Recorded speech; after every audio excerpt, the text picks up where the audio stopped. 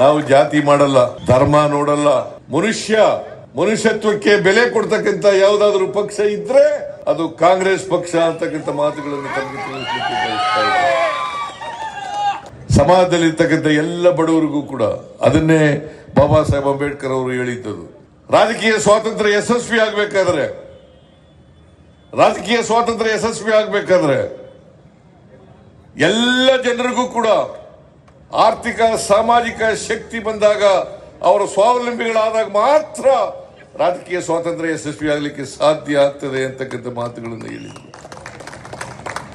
ಅದರಲ್ಲಿ ನಂಬಿಕೆ ಇಟ್ಕೊಂಡಿರ್ತಕ್ಕಂಥವ್ರು, ಬಸವಣ್ಣವರ ವಿಚಾರಗಳಲ್ಲಿ ನಂಬಿಕೆ ಇಟ್ಕೊಂಡಿರ್ತಕ್ಕಂಥವ್ರು,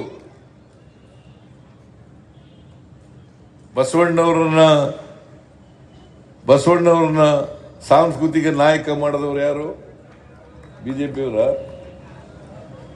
ಬಿಜೆಪಿಯವರು ಅಂದ್ರೆ ಸಿದ್ದರಾಮಯ್ಯ.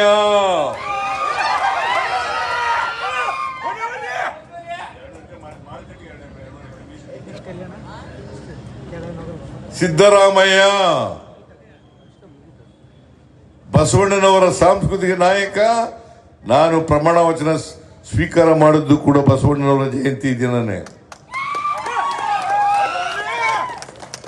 2013 ತಾರೀಕು, ಮೇ 13ನೇ ತಾರೀಕು ಪ್ರಮಾಣ ವಚನ ತಗೊಂಡದ್ದು. ಮುಖ್ಯಮಂತ್ರಿಯಾಗಿ 2013ನೇ ತಾರೀಕು ಮೇ ತಿಂಗಳು. ಬಿಜೆಪಿಯವರು ಯಾಕೆ ಯಡಿಯೂರಪ್ಪ ಮಾಡಲಿಲ್ಲ? ಬಸವರಾಜ ಬೊಮ್ಮಾಯಿ ಯಾಕೆ ಮಾಡಲಿಲ್ಲ? ಸಾಂಸ್ಕೃತಿಕ ನಾಯಕ ಅಂತ ಯಾಕೆ ಮಾಡಲಿಲ್ಲ? ಇದನ್ನ ತಾವು ಅರ್ಥ ಮಾಡ್ಕೋಬೇಕಾಗ್ತದೆ. ನಾವು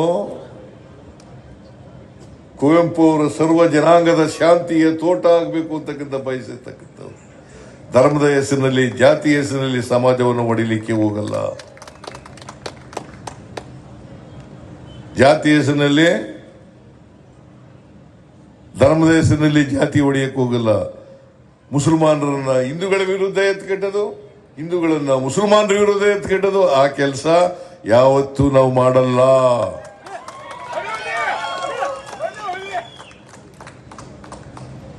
ನಮ್ಗೆ ಓಟ್ ಹಾಕ್ಬೇಕಲ್ವಾ? 2 ವರ್ಷ ನಮ್ದೇ ಸರ್ಕಾರ ಇರ್ತದೆ. ಬಾಗಲಕೋಟೆ ಕೆಲಸ ಆಗ್ಬೇಕಾದ್ರೆ ಇವತ್ತು ವ್ಯಾಪಾರಗಾರರು ಇಲ್ಲಿದ್ದಾರೆ, ಆ ವ್ಯಾಪಾರಗಾರರ ಜೊತೆ ನಾನು ಇವತ್ತೇನು ಆಶ್ವಾಸನೆ ಕೊಡಲ್ಲ, ನಿಮ್ ಜೊತೆ ಇಲ್ಲಿ ಇದ್ದೇವೆ ಅಂತಕ್ಕಂಥ ಮಾತುಗಳನ್ನ ಹೇಳಲಿಕ್ಕೆ ಬಯಸ್ತಾ ಇದ್ದೇನೆ.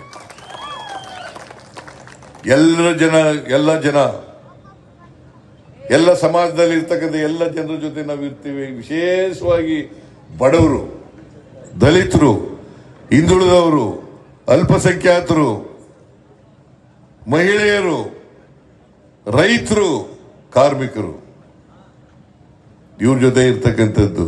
ಇದಕ್ಕೆ ನನ್ನ ಮೇಲೆ ಅಟ್ಯಾಕ್ ಮಾಡೋದು. ಸಿದ್ದರಾಮಯ್ಯ ಹೊಟ್ಟೆ ಉರಿ ಅವ್ರಿಗೆ. ಸಿದ್ದರಾಮಯ್ಯ 2 ಸಾರಿ ಮುಖ್ಯಮಂತ್ರಿ ಆಗ್ಬಿಟ್ನಲ್ಲ, ಹೊಟ್ಟೆ ಉರಿ. ಯಾಕಂದ್ರೆ ಯಡಿಯೂರಪ್ಪ ಇದಾರಲ್ಲ, ಪಾಪ 2 ವರ್ಷ ಆದದ್ದು, ಹಿಂಬಾಗಲಿಂದ ಬಂದದ್ದು.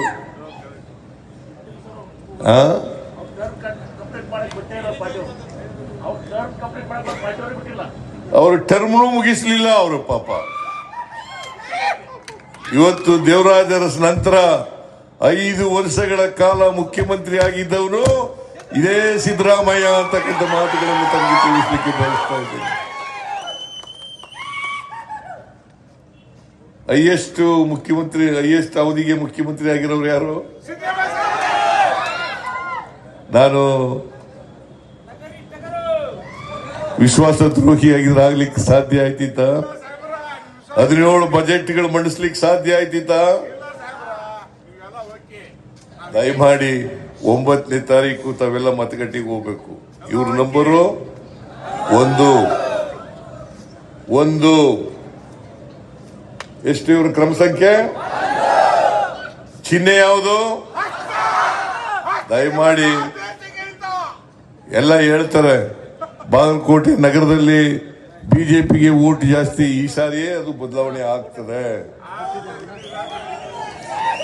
ಈ ಸಾರಿ ಬದಲಾವಣೆ ಆಗ್ತದೆ.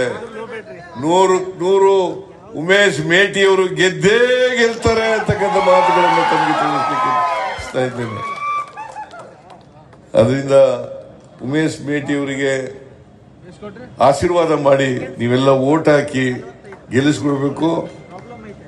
HY ಮೇಟಿಯವರ ಆತ್ಮಕ್ಕೆ ಶಾಂತಿಯನ್ನ ತರ್ತಕ್ಕಂಥ ಪ್ರಯತ್ನವನ್ನ ಮಾಡಬೇಕು. ಆ ಮೂಲಕ ಶ್ರದ್ಧಾಂಜಲಿಯನ್ನು ಅರ್ಪಿಸ್ತಕ್ಕಂಥ ಕೆಲಸವನ್ನ ಮಾಡಿ ಅಂತ ಹೇಳಿ ನಿಮ್ಗೆಲ್ಲ ನಮಸ್ಕಾರ ಮಾಡಿ ನನ್ನ ಮಾತುಗಳನ್ನು ಮುಗಿಸ್ತೇನೆ. ಜೈ ಹಿಂದ್, ಜೈ ಕರ್ನಾಟಕ.